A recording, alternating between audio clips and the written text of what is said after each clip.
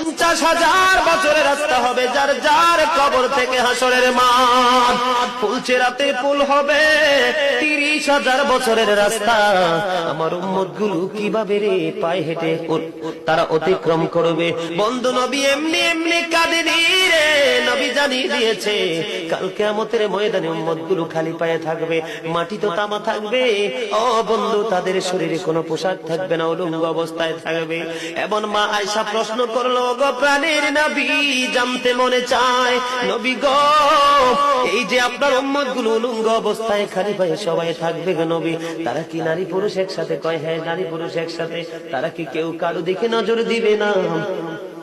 এবার আমার নবী বলেছে, আয়েশা রে, কেমন করে নজর দেবে রে আয়েশা? বন্যার পানি যেমনি প্রবল বেগে বৃদ্ধি পেয়ে পৃথিবীর মানুষগুলোকে গ্রাস করে ফেলে, কাল কিয়ামতের দিন এই জাহান্নামের আগুন মানুষের দিকে বন্যার মতো প্রবল বেগে ছুটে এসে মানুষকে ঘিরে ফেলবে।